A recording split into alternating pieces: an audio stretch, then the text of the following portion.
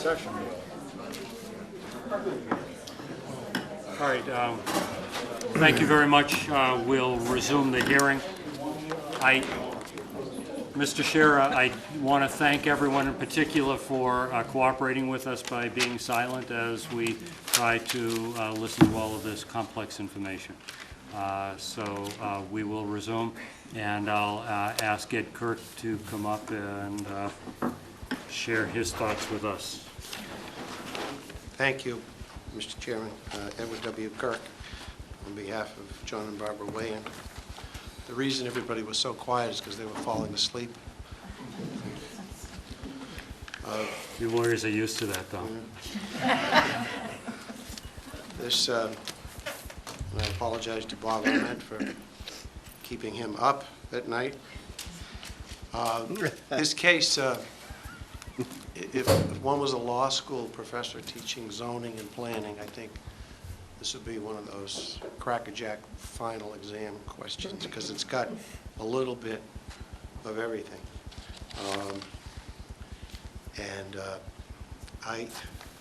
What I'm going to say, I guess one question is, and I think Marlene's presentation has put this into very sharp focus, and that is this a use variance, or is it something else, such as a non-conforming use? And that's going to dictate, I guess. Yogi Berra said, when you come to a fork in the road, take it. But I guess you're coming to that fork in the road, which is becoming more clearly defined. Is the application going to proceed as if it's a request to modify a use variance, or is it going to be a request to alter or extend a pre-existing non-conforming use? And I think that was the general outline at the beginning. And I don't know whether you were going to sort of take all points of view on and sort of go down the road on both and then come to some decisions. So I just asked that because I have some information or observations to make on the non-conforming use and the abandonment side, but it might all be moot or irrelevant if the board were to decide early on in this process that what they're dealing here with is a request for a modification of a use variance. So I throw that out to sort of looking for a little guidance. I think initially, again, it is that fork in the road. We're trying to decide whether or not it is a use variance or some form of a special permit. I think that's the difference. I think I asked the question earlier of Mr. Ahmed, and if I remember correctly, actually it may have been when I asked the question, not necessarily Mr. Ahmed, but in general, I think Mr. Ahmed said that the application could go forward, in his view, successfully on either. So I think initially what we're trying to focus on is which road are we going down, special permit or variance. Right. Then it may, turn out to be no real difference ultimately in terms of how the board applies the bylaw, but it may. So I think we'll entertain all of that. Right, because I would think on the issue of abandonment, I don't know if that, or non-use, if you will, may not have as much applicability to a request to modify a use variance as it would to an application to extend or alter a non-conforming use. So, having said that, I'll just sort of share some thoughts. I do agree, and Marlene has provided much more background in terms of the inner workings of the town, but I did view 27B as not a statutory variance, such as set out in the general laws. I think we're in agreement on that. I'm in agreement with Bob on that. It's not, owing to conditions, soil conditions, and that sort of thing.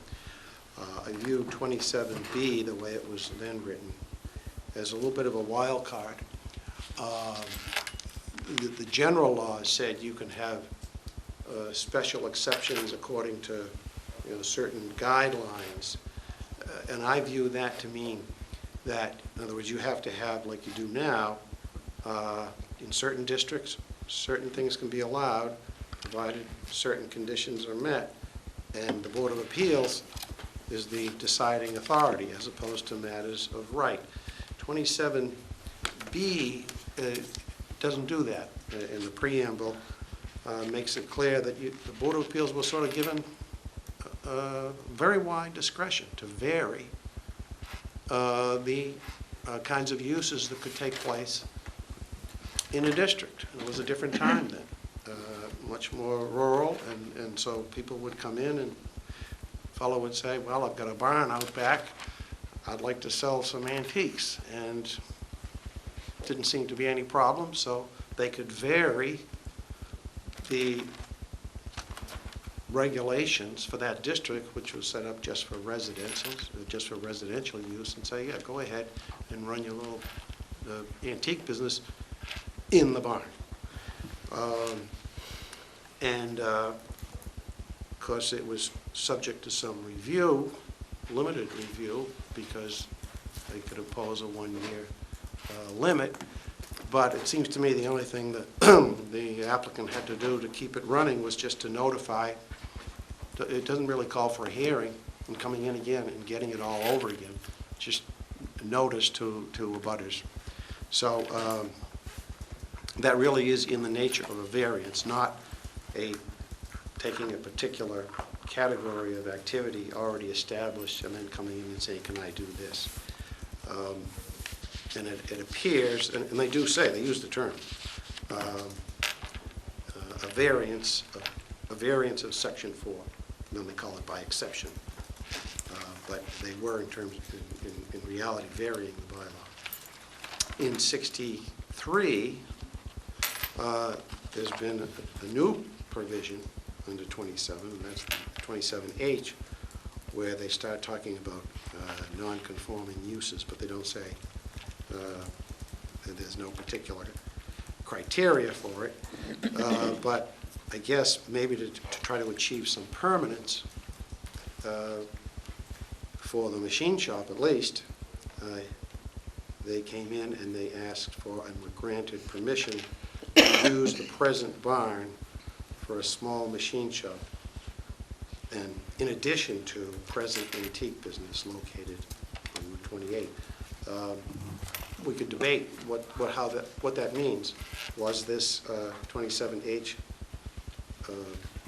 approval for both, or was it just to add a new use, if you will, to the existing present antique business located on Route 28? My reading of it is that they've already considered the antique business approved, and now we're going to allow you to have the machine shop in addition to that. So I guess what I'm suggesting is that I think, at least in terms of the barn, the use of the barn for the antique business, I tend to agree with the planning department that this is a variance.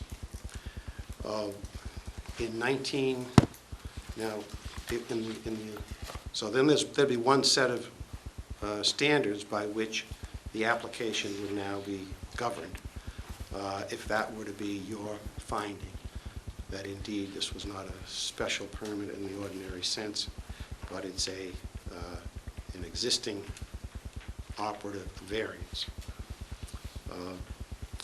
When we come to the present time, and whether or not, going down the other road now, if it were something else, if it became a non-conforming use, then the burden is on the applicant to demonstrate that use it continues up to at least within the last 2 years. And Mr. Rogers has not submitted an affidavit under oath. That's the first thing I noticed. He's given us a letter, and his wife apparently is underneath says she has certified that it's true. But I guess you'll have to ask yourself, first of all, is the format sufficient? Is a letter sufficient from one who should be in a position to know? And the letter has some gaps. It hasn't told us what the use was between 1950 and 1963, or from 1963 to 1971. But he is clear enough on the fact that his retail use of the barn discontinued 4 years ago. And third parties who were in the home restoration and craftsmanship trade, who occupied the machine shop, they left 4 years ago. So you have now only Mr. Rogers in his home with the accessory structure out back, and he no longer has a retail business to speak of.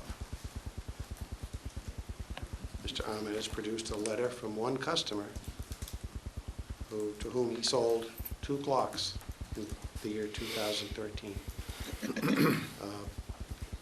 I think if I sold a couple of clocks from my house every now and then, I don't think I'd be violating zoning. I don't think that's carrying on the business that was permitted, no matter how you want to call it, either in 1950 or 1963. His letter states that he likes to work with antique clocks, and I think that's fine. And it sounds more to me like he's got a nice little hobby going and a nice place to do his work. But the use, as contemplated, I think, by those 2 permits, no matter what you call them, ceased, at least in 2009. The fact that he has, excuse me, a license to deal in secondhand property doesn't establish the actual use, nor does the fact that there are tools present in the barn establish that they're being used in a business context. I also think it's interesting that the language in 27B is mirrored by the language in your bylaw today, 240-162, which allows these temporary uses without really any rigid classification or criteria. So, you know, is it non-conforming, or would it be permissible? And it's only non-conforming if it can't be done under the terms of the bylaw, either by right or by special permit. You know, it may be what limited use he's doing now. I don't think it's the same use that he would like to say it was, and it may even be a lawful use at this point.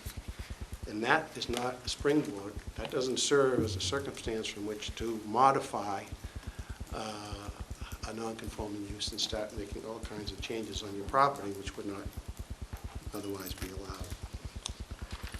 The split lot part of the equation is a little more straightforward, I think, in that the cases say that you can use the area in the more restrictive part of your property, in this case the business district, in order to satisfy the mathematics of the area requirement for the use you want to make of the business district. So they want to do, if the use is multifamily, and you need, for a business zone, you need 40,000 square feet in B3. Well, you can use the residential portion to get to your 40,000 square feet, but it can't be used for anything else other than to satisfy that requirement. You can't eat your cake and also have it too at the end of the day. Either you can use it to satisfy the math, but it's got to remain unbuilt upon. And of course, in this case, they want to use the back residential portion of the property to get to the 40,000 and whatever the ratio is for the units. And but they also want to use the property, the residential portion, for actual multifamily use, and that's not permitted. So those, in terms of the legal issues that we've been discussing so far, those would be my comments. There are some other comments that might come up in terms of, depending on which road you choose to go down, but maybe it'd be an opportunity to speak to those on another occasion.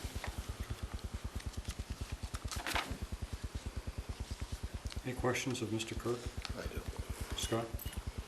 Mr. Kirk, could you go over, you made mention of this being a wild card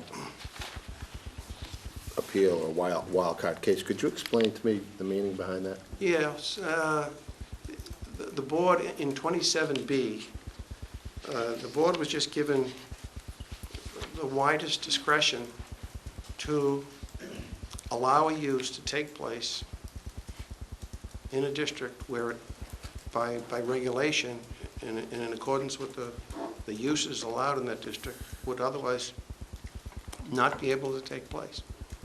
You could just come in and at least on a year-by-year basis, so you start off first year and say, here's what I'd like to do.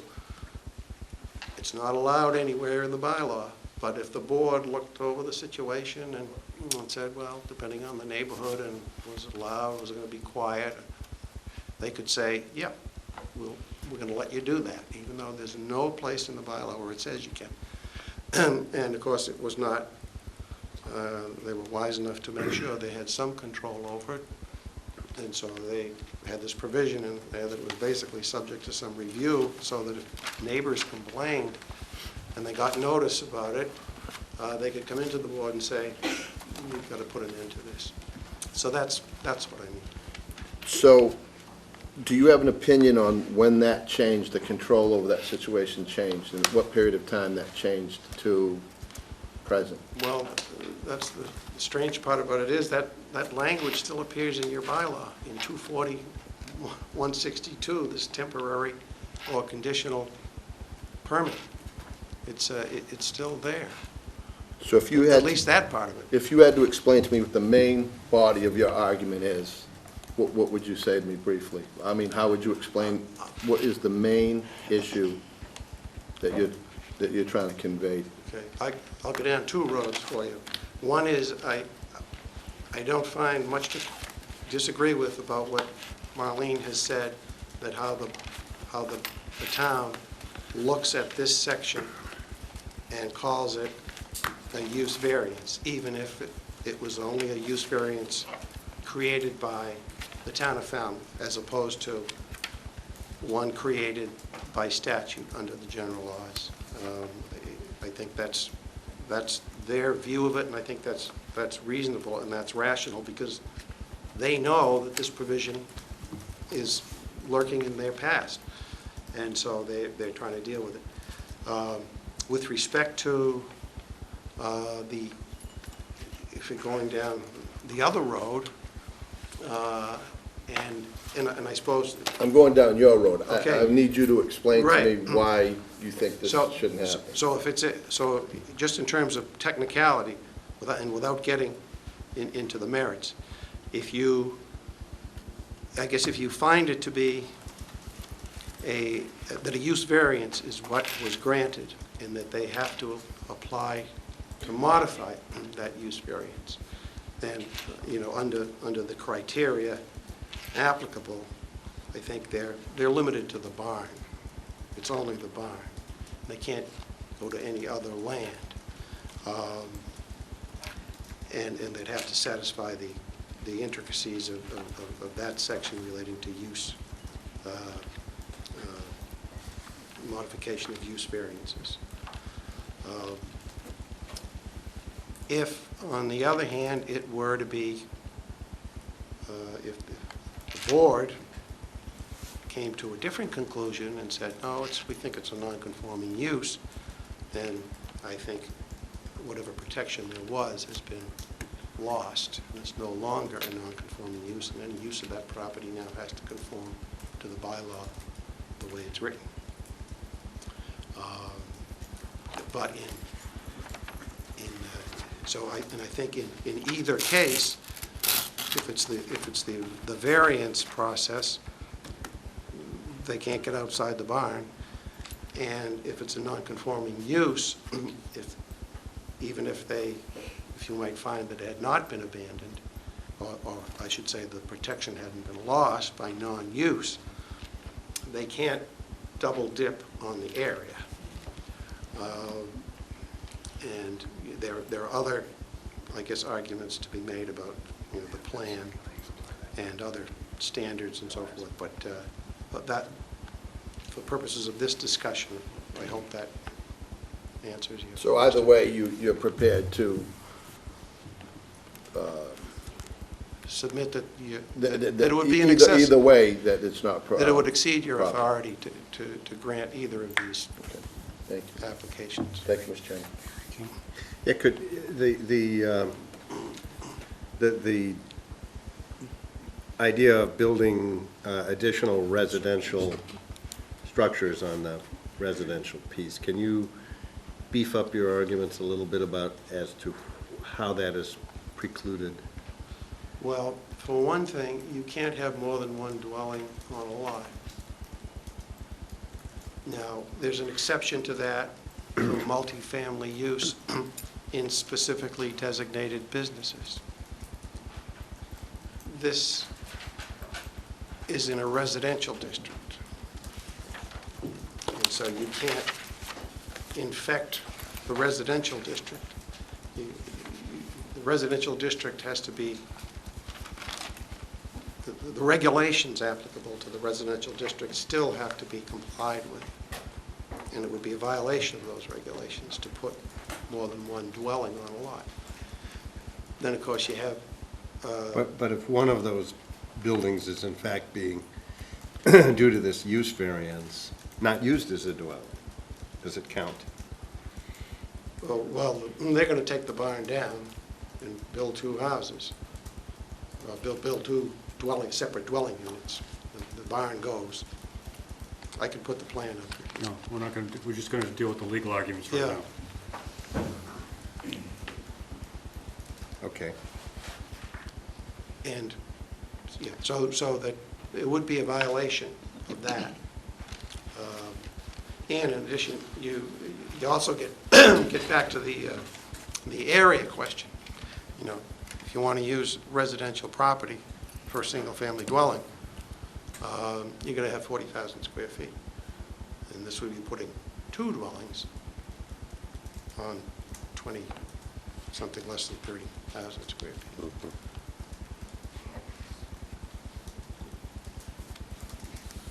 And you cannot have, at least under the non-conforming use aspect, you can't use the residentially zoned property for the multifamily use. So leave it open, leave it vacant, and count it mathematically, but you can't make use of it.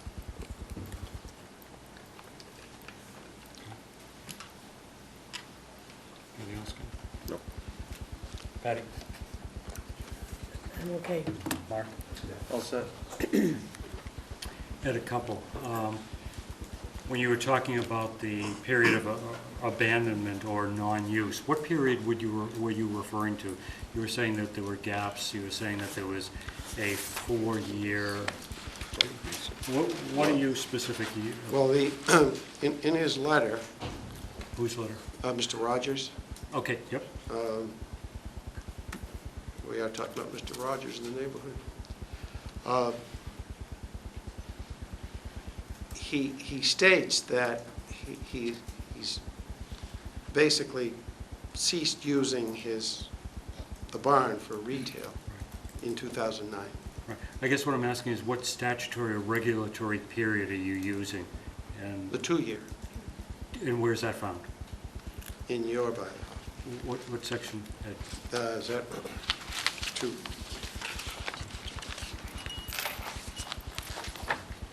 Because there've been references to 5-year Oh, uses, well- there's been reference to 1-year uses. Right. So I'm just wondering which Right, one you're the using. current, the way your bylaw is currently written with respect to non-conforming uses. The old 27H had they could grant a permit under 27H for 5, with a non-use period. It could be lost after 5 years. Excuse me? Mr. Chairman, I'd like to make a motion to extend that time from 9:30 closure to 45. Why don't we, Or go to just for the 10 hearings, o'clock. go right to 10 so that, 10 o'clock. just so everyone will know, we're probably not going to continue on this matter after 10 o'clock, and that way we just get there. Thank you very much. Second, Mr. Cool's, Okay, so Mr. Cool and Mr. Zelinski, all those in favor of continuing the hearing till 10 o'clock, say aye. Aye. Opposed, unanimous vote. Doesn't give you till 10 o'clock. Gives us till 10 o'clock. I'd be Okay. happy to leave it. So I guess I was just trying to find out what the target was you were looking at. Is it, Right. D. Yeah, 243, A, B, C, D.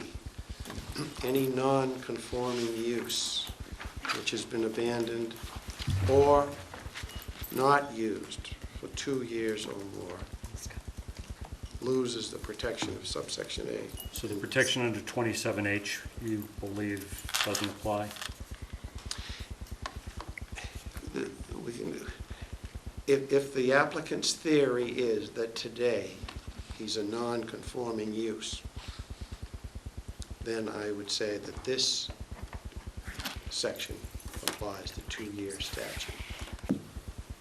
I guess if he wants to come in and say the old permit is still alive and 5 years haven't gone by, and he wants to modify that, then he's going down a little different road. Okay. And the 1-year time limitation that we've talked about was the one on 27B, whereby it wasn't so much a non-use or abandonment, it was like a Authorization was. a little time limitation, subject to, sending out notice of some kind. Okay. But it seemed like it was like an automatic re-up unless somebody came out of the woodwork and said, you gotta stop this. If I can go back to Mr. Zelinski's question on the wild card. I think, forgive me if I misstate, but I thought you said that there certainly wasn't a Section 4 kind of permit. And so was it a Section 15 permit, 4815? I guess, I've forgotten what exactly the section of old 40A was. You're referring to the old? Old 40A was Yeah. Section 4 Yeah. for the exception piece. And you were saying this wasn't that. This was a wild card. It wasn't the exception expected under 40A4. I guess my first premise is that it wasn't a variance. The first permit was not a variance in the traditional sense under the general law. Right, which would have been 4815. Right, right. It was a But you're- homegrown variance provision. Right. But going back, and you provided us the copy of the 1950 permit, special permit, which interesting enough, by looking at the form, I mean, you can't go by so much of the words because it actually was an appeal of the building commissioner's determination. So I Right. think it was one of these, the language fits all and everything kind of Right. thing. But in it, it says, Antique shop and repairing and refinishing antiques with a variance of section 4, Right. by exception under 24B. Is section 4 referring to 40A, section 4? No, I think it's the residential, the regulations applicable to residential use in the town. Okay. I think that's section 4 of your old bylaw is where they say what you can do. So if we go back to the bylaw that Marlene provided for us, it probably, if we'll look in there and we'll see section 4 as being a residential. I think Okay. that's right. All right, I just wanted, because it seemed too coincidental that section 4 might be 40A, and you're saying it wasn't a 40A section 4 thing. Just Right. clarification. Okay. Sri, any questions? No, I'm overwhelmed, thank you. Scott? Mr. Kirk, I just have one last one. When you were referring to the 4-year abandonment statement from Mr. Rogers, is that the same letter that wasn't a sworn affidavit? It was just a Yes. same? Yes, Okay. right. Thank you. Thank you, Mr. Chairman. All right. Now, what I'm going to do, thank you very much, Ed, is, I don't know if you want to add anything, but we just want to have an opportunity for each of you to have another shot at the apple. Marlene, thank you, Bob. And you know that Ed will follow you, and then the board will have some discussion. Thank you. You know, this is not a court of law, and our pleadings, if you will, our filings, are not necessarily intended to have the formality of what we might submit in a court proceeding. The letter that was issued to you by Mr. Rogers and certified by him and certified by Mrs. Rogers, I think has perfectly good evidentiary value for purposes of this board. It's somewhat belittling of Mr. Kirk to dwell on that point. Mr. and Mrs. Rogers are here. I have no doubt that if I asked them if what they said in their letter they signed today is the God's truth, that they would swear up and down as it is. I'm sure if we ever need to, we Fine. can get an affidavit, but I'm sure you let's can just try as to well. focus on the legal things, Bob. Thanks. Thank you. Furthermore, the certificate that they did sign goes into considerable detail about their use of the permits in recent years, and we will be pleased to provide much more detail. But I don't think we should have to submit their tax returns, though I will discuss that with them. And we stated that he worked on many dozens of pieces of antiques, clocks, and watches over the last year in the machine shop. We said that he ceased having regular operating hours open to the public 4 years ago. And you're aware that actually the permit gives 5 years to lapse, but it's never lapsed. And he has had a business which does not qualify as a home occupation because of its size. And it is a continuation of the businesses which were allowed only by the special permit. You don't have to continue it the way it operated before, but I think you're putting us in the position, or Mr. Kirk has, we will simply submit a whole lot more information about the operation over the past couple of years, besides the certificate we've already filed where he states that he's been in business all this time. So we will do that. I think that Marlene actually helped in proving the case in describing what happened in 1985. She refers to a distinction. The planning board submitted an article that dealt with both with exception special permits. Goes right to the point Mr. Foreman asked earlier about why is an exception special permit. They acknowledged exception special permits were special permits. And then they referred to variances. Those are two different things.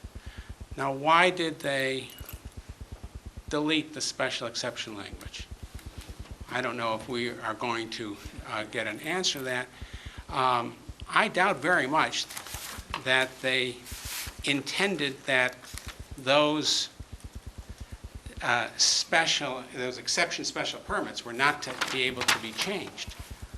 And in fact, the policy over the number of years seems to be that we'll treat those as use variances that can be changed under 240-204-4B.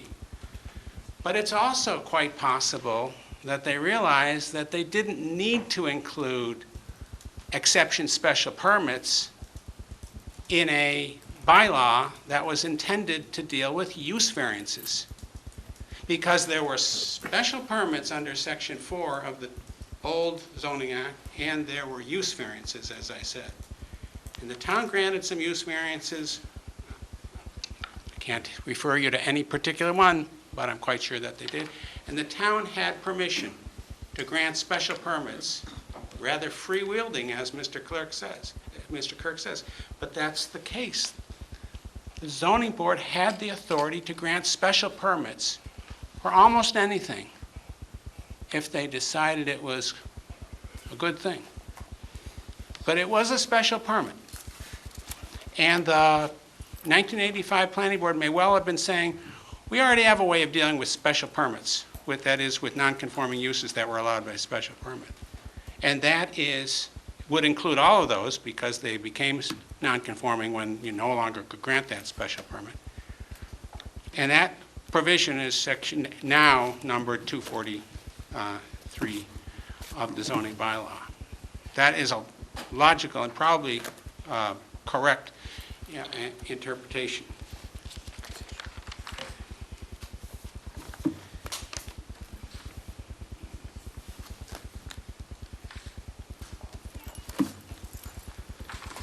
Thank you. Okay. Ed, anything, any final comment? Can I ask you a quick question, Ed? And I apologize, I didn't do it before. When you were mentioning, following Mr. Foreman's question about not being able to use the residential property for multifamily use.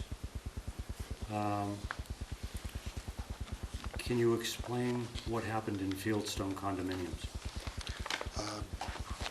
I don't have any information about that. I'm not up to speed on that. All right. We'll ask the board, but there may be some information that we may need to try to compare and contrast some of the decisions that this board has rendered in the past. So, what, quickly? Thank you, Ed. Well, I just wanted to add that there are numerous cases, as you know, some of which I cited, where the board has already addressed the issue of changing a pre-existing non-conforming use to a new use. And I gave you a couple very recently that were examples, but one you'll know was the Elmarch Inn property, that is the motel across the street from the old inn, which was a non-conforming motel. And the board approved its being moved and 2 duplexes put back there in the residential zone. But that's just one of the number of cases that I've given to you, and there are many. Mr. Kirk says that if you use the density of the residential zone to determine the allowed density here, you can't have any use back here. And that's simply not what the cases say. And I've discussed that in the correspondence that I've given to you. I just recommend and urge you to review the discussion of the cases that's in the correspondence when you have more time. And when you refer to cases, are you talking about case law, or are you talking about decisions made by this board? No, I was just talking about case law. Okay. And your decisions have been consistent with that case law. Okay. All right, thank you. All right, so the board has a challenge that we raised. Which road do we want to get down in terms of use variance or a special permit use, which in itself each of these forks of the road will take us down to other inquiries. You've heard the information, you've had a chance to review some of the file. I don't know whether you want to review additional information before coming to this, have a discussion, to look at the information that's been presented tonight by Marlene that we have not had a chance to look at. Your choice. Do you want to have a discussion at this point? Ken? I need to look at Me the too. material. Okay. I think it would be unfair to not stick our head in this. I mean. We've stuck our head in. Yeah, but there How's the rest was information that came in after we had Yeah. reviewed this case. Okay. All right, so it sounds like the board would like some more time to Yes. review some of the additional information that's come in. What I would suggest is, well, in trying to also use time wisely, that there are some cases, particularly in terms, or some decisions, let me say, for this board, that split use has been decided upon.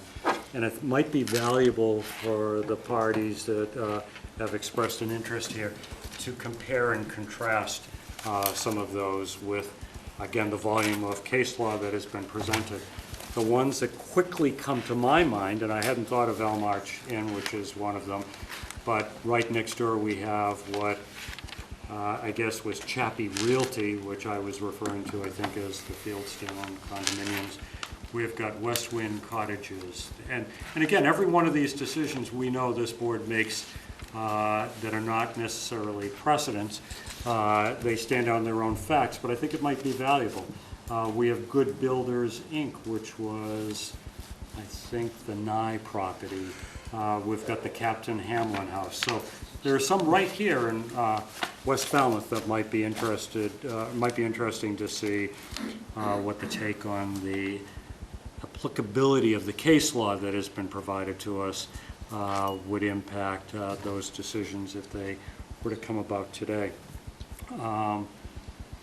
The other is that if the board, as you review some of the information that came in today, which included additional case law, the information that was presented tonight, have questions, I would suggest that you raise those questions to Sari, and she can then try to track down the answers to those in any way that might be appropriate. And I'll send them to all board members. Yep. Okay. Scott? I just have a question. Marlene had mentioned that she had actually urged us to seek town council. Well, I guess what I'm suggesting is that we ask the questions of Sari. Oh, okay. If Sari feels it then necessary to seek counsel from any one of the staff, Right. whether it be town council or the building commissioner or zoning commissioner, with a planner, we'll do that. But rather than to say we're going to put over a question to Frank Duffy at this point, I don't think we have a question Well, to ask. that's my question was, at what point, Just to remind the board, I think, and anyone that's here, it's our decision. right, We might get counsel, but it's not Frank's decision, it's not Eladio's decision, it's our decision. That's right. We ask the questions of Sari. She may be able to get some thoughts and comment from any of the board, any of the staff that might be useful to us. Okay? So I think that's how we will proceed. The next point of course, comes to the fact that we need to continue this to be able to come to the conclusion of the legal issue and then start to focus on the actual plans. And I think everyone has some time limitations. I can't speak for the planning board, but I gather that the planning board has already opened this. They haven't. Do you want me Sure, Marlene, you can. And as you're coming up, because we have some time limitations, we have till September 18th, I think, in terms of coming to a decision on this without any waivers. So, Marlene? So the planning board will hold a site plan review meeting, which I believe is scheduled for July 9th. It's either the 9th or the following Tuesday, I'm sorry, but they have not started their site plan review yet. but it will be scheduled, it is scheduled in July. The Historic Districts Commission has had their hearing on that application. The hearing's been closed. They're going to deliberate on July 2nd.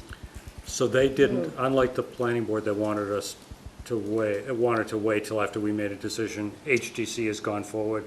They've gone forward. They have a very tight, they only meet once a month, and they only have 60 days from the date of application to make a decision, so they couldn't wait.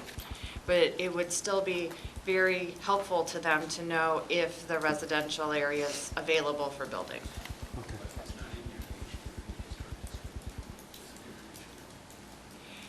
I'm sorry, I didn't hear that, so.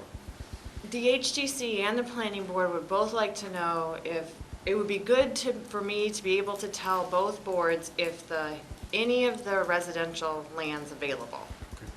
All right, thank you. Okay.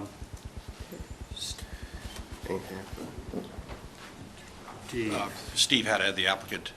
The residential district is out of the jurisdiction of the HDC, so irrespective of what I may or may not be able to do, I would just remind this board that the decision that the HDAC will be making will be strictly the activity in their district. Absolutely. And I think I only raised it, Steve, because we're trying to come up with a schedule here to continue this, to move forward. Not that the other board, we have no choice. The other boards may have time periods, they may have desires. We have a statutory time period in which we need to act, and that's what I want to try to focus on. Thank you. Okay. Our next meeting date is July 11th, which is already a busy night. It's got a 40B comprehensive permit on it. It's got, interestingly enough, a potential application for a use variance modification. Sari had suggested that we try our best sometimes to take a little bit of a break during the summer, but we don't think we can do that. So we were thinking of maybe trying to come up with a specific date to continue this too, because it is rather complex and rather trying to do it with a lot of other hearings. And the suggested date, because we anticipated it would probably go this way, was a new hearing date of July 18th. At an earlier time, hopefully. At an earlier time. But first I'm going to ask the board if we're all available, because you'll see that we have only 5 of us here. We can, of course, continue this with a 4-person board, but then it would need to be a unanimous vote of the board if we get there. So, Preferable to have a full board. yeah, I think this is, as whomever said it, would probably be that final exam question. It's a very interesting learning experience for all of us. So, floating out to you is July 18th at perhaps 5 or 5:30. 5 or 5:30 would be great. Because that way we can focus solely on this case. We can try to get through it if possible. So, Right, July 18th, 5:30. July 18th at 5:30? No Does problem, that sound okay to everyone? I think it's All right. okay for me. Then I would accept a motion. Well, I apologize. Bob and Ed, the 18th at 5:30? I think that's fine, but I'm not 100% sure if I We have to might make be a able to tell you decision. in 2 minutes. Okay. Oh, in a few minutes. Marlene, did you want to attend? Is that? Do I want to? She wants to go home. You're on TV, Marlene. July 18th's fine. Okay. And we're waiting a moment for Bob, right? Okay. While we are waiting for Bob, again, I just really want to compliment everyone that came out tonight in allowing us the opportunity to go through and ask some very difficult questions, very important questions. So we appreciate not only your attendance, but we also appreciate your allowing us the quiet time to be able to listen and to deal with this. The reason we want to continue this while you're all here to a very specific time and date is so that you'll know when to come back, so that we hopefully will be able to get to public comment and participation at that time. So thank you. It's very important, I think, for the applicant and all of us, and certainly as board members, to see this level of commitment to the community as we make our decisions. So. Okay, so I'll entertain a motion. It was okay? Yeah, to continue this hearing until July 18th at 5:30 p.m. So moved. Scott Zelinski made the motion. Is there a second? Second. Seconded by Mark Cool. All those in favor of continuing the hearing to July 18th, which is a Thursday, at 5:30 p.m., say aye. Aye. Opposed, unanimous vote. Thank you very much. There is one thing, I'll have to post it in Town Hall because I don't have to re-advertise. I don't know if this room will be available or the civil defense, but it will be in one or the other. Yeah. And you can call the office, I'll be able to find out Right. tomorrow. Yeah, and what we'll do is we'll also, when it does get posted, we also post this to the town's website. So Yes. we'll also have the location on the website, but to let you know that it is going to be 5:30 p.m. on the 18th. Thank you very much. We do have continuing business to do, so if you would save your compliments about the board till you get outside, we'd appreciate that. Okay. All right. That ends our hearings, but we will continue with, folks, after I complimented you, please take it outside now, okay? So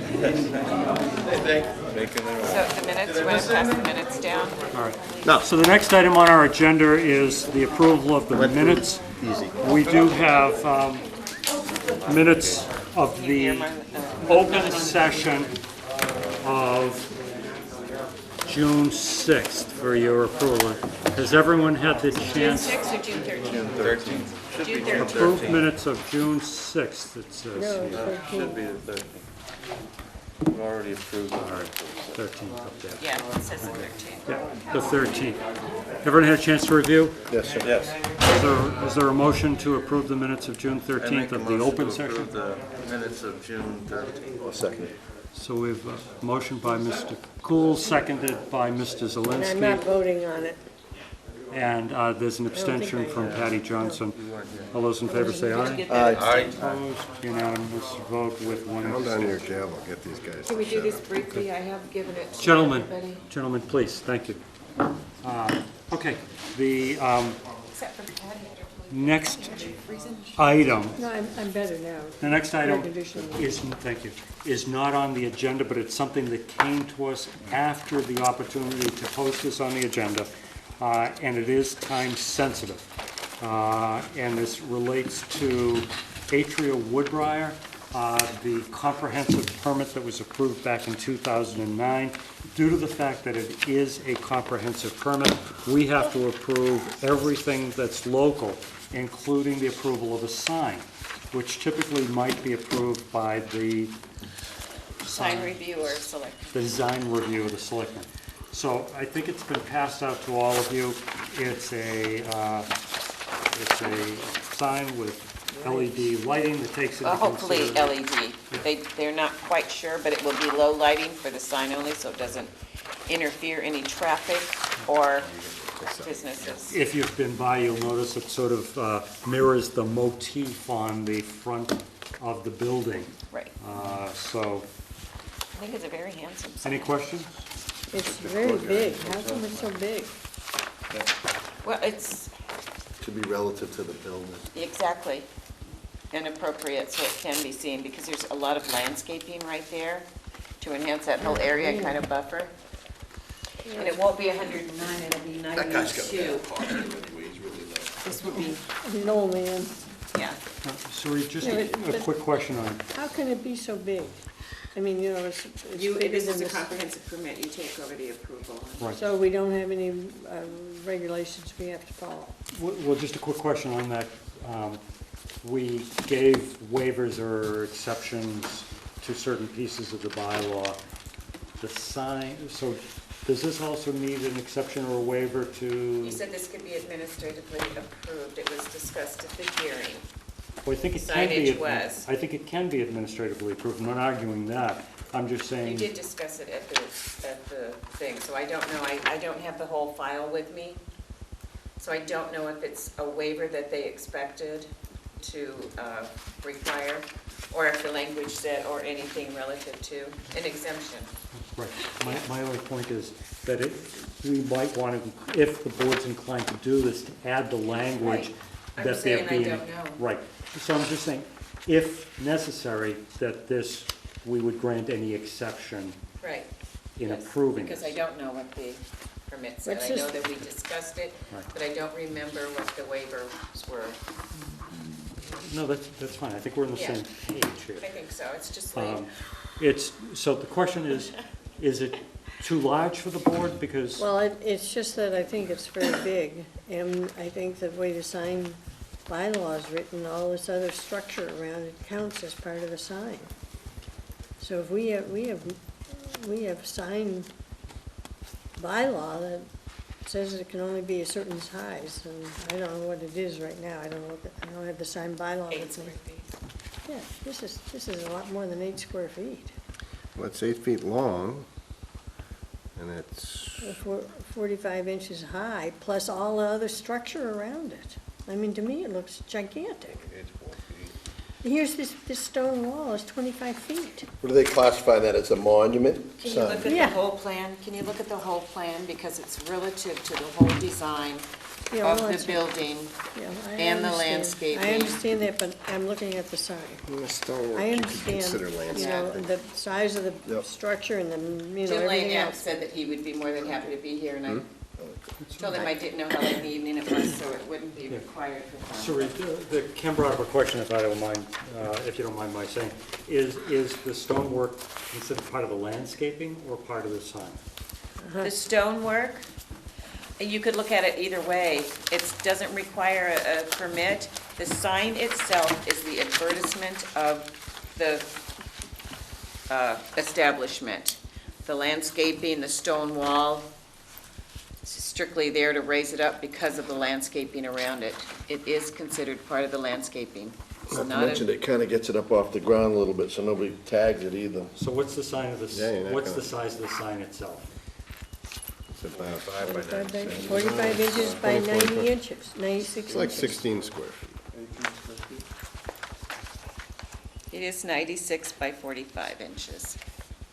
And if I remember the 4 sign by 8. code correctly, and I may be wrong, that the Board of Selectmen can provide variances to Are those use variances? non-conforming use variances. The They- selectmen do Right. normally, So we but because stand- this is a Right, so comprehensive that's all I'm saying, permit. is But this that is under the correct. sign code, it can be varied, the 8 square foot size. That's my understanding, yes. By the selectmen. We stand in the place of the Board of Selectmen as to whether or not to grant no, a 30 square variance. feet. It's waived, so it would not be Right. considered a variance. Yeah. It's not like it's my a neon, understanding. it's not like it's an oversized neon sign with, But- in my opinion. At this point, the cat's out of the box. The building is there, it's big. It's already, I think it fits It needs in a sign very that's well, and it mimics the building. comparable magnitude. relative to the, And He'll remind. That's a good way to put it. He'll remind this board how Magnitude. large it really is, right? Yes, would you expect a 2-foot or 3-foot sign for a building I think like that would this? look And do you silly. think it would be Me too. obvious? yeah. The whole driveway and landscape area right there is very large, very busy. Besides, we're gonna need big print to, if we're gonna be If able we're to get in old, we there need and big read print. it, because Well, it's We're not just old. for The plan that elderly. had been in front of me has disappeared, so I haven't got one to look at. But, Oh, I took it, I believe, Matt, I'm sorry. sorry, it. Those are quite high off the ground. What is the lighting? Honestly, with everything else that went on today, and this came in, I didn't have a chance to really look at it. So what is the lighting that's proposed? It's going to be low lighting, that's going to be just facing the sign. He's trying to get a LED that is low lighting, So but it's not going to be backlit? No, Okay. and like I said, it won't interfere with traffic, oncoming traffic. It won't interfere with I love those It's not gonna LEDs that light the change parking lot. color. That's kind of And it's psychedelic. 18 feet off, almost 18 feet back from the road, so. Well, Right. that was my next question. So it's back off, it's not back off just the pavement, but the layout of the road? Right, you can see on the very last plan where it shows the total layout. Yeah. Can you read that? I know I it's can read small. it. I think it's 20. Well, we need a big sign. So what's the board's 25. pleasure? Go for it. Me too, I like it. Do you have a motion? I'll make a motion to approve. I'll second. That's Scott and Ken. Any further discussion? All those in favor say aye. Aye. Opposed? It's unanimous vote. I didn't vote. Oh, Do you want to abstain because you didn't say opposition Well, you either? can say Do you're you wanna I'm gonna opposed. abstain. Abstain. You're welcome to be opposed. yeah. No, no, I'll be opposed then. I just think it's too big and too high. Do you want to be opposed, Patty? Yeah, I think so. All right, so that is 5-1. 5 to 1. I didn't vote, I'm not a voter. Is the zoning, It would is be the 4 to 1. zoning the same throughout this parcel? I'm trying to remember. if Yes, you- it is. Okay. Yes. Do you Okay. need to keep a copy of this? It's Do you have a agricultural. copy of that? I have the original. All right, so next it's the board entertaining a motion to go into executive session, so. I'll make that Mark will Second. excuse himself. Are we Mark. stating? Thank you. Thank you for Are your you voting. stating, I will, I just wanted to have him leave, and then I will say the Oh, reasons goodness. for it, okay?